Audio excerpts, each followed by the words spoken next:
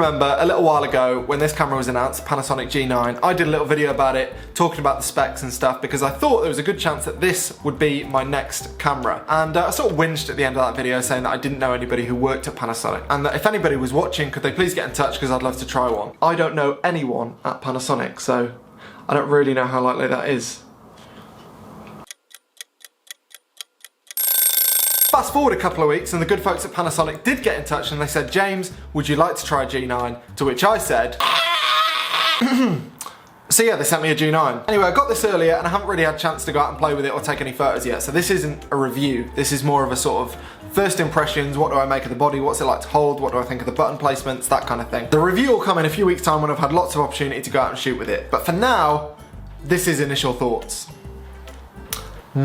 Also, I should probably state the obvious. I'm slightly biased towards this camera because I want it to be good, because I would love it to be my next camera. But if it's not good, I'll say. And where better to kick off than this ridiculous EVF?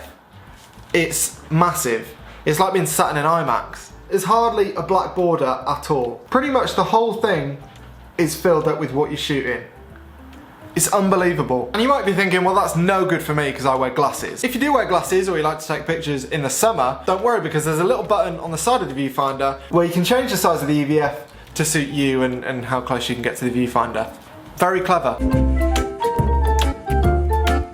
Next up, the top plate screen. I was a bit confused when I first heard about this because I thought, what have they done that for? That is just a bit of a hangover from DSLRs. Particularly when you've got a screen and a huge EVF that can show you bundles of information. Why do you need a third screen? But actually, what I found in the last couple of hours playing with it is that it's quite reassuring to be able to see your settings, and I didn't really realise all the time that I've been using the DSLR maybe how much I've relied on it. As I say, I've not really been out much taking shots with it, but first impressions are, I'm actually quite glad it's there. And I imagine from a commercial perspective, the reason it's there is to try and entice DSLR users into mirrorless cameras. Users coming from mirrored systems have got to be comfortable with the switch, and making them feel at home with things like a top plate screen is probably quite a wise move.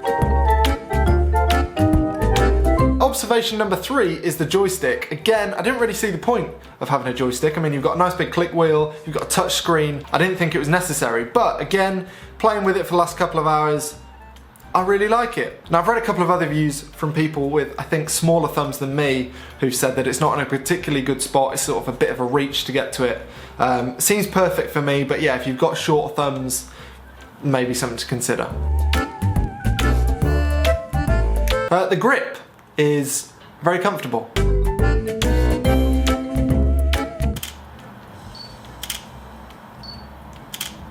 Yeah, I don't like the shutter. I mean, it doesn't feel or sound particularly solid. Yeah, shutter, not my cup of tea. Stabilization is getting ridiculous, to be honest. As I say, again, I've only been playing with this for a couple of hours, but 6.5 stops. This basically eats 1 second handheld exposures for breakfast, and I don't have the steadiest hand. It's unbelievable. I mean, from the bits and pieces I've read, 6.5 stops is actually basically all that's achievable at the moment. You can't have any more than that, because after 6.5 stops, the Earth's rotation starts to affect the gyro sensors. Absolute madness.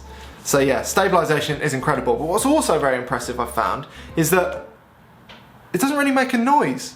I remember with my first OMD EM5 that I had sort of 5-6 years ago, it sounded like a vacuum cleaner. This is just silent.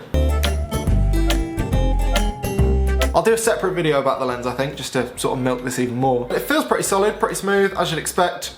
Thumbs up so far.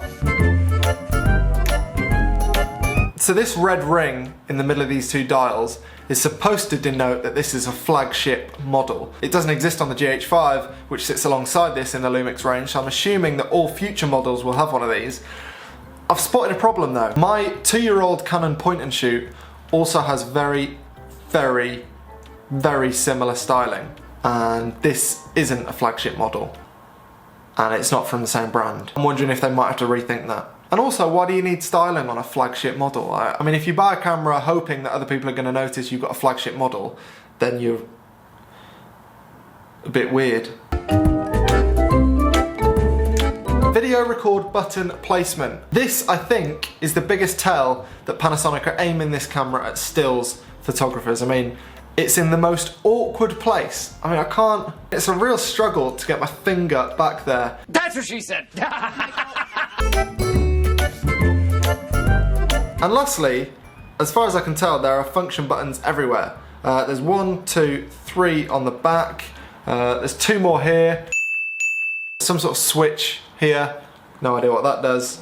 So yeah, that's very handy. I'm sure I can customize all those in the menus to my desires. But yes, the next time I talk about this, hopefully I'll have a bit more of an idea of how it works and what the pros and cons are. And that will form a proper review. Until then, thanks for watching.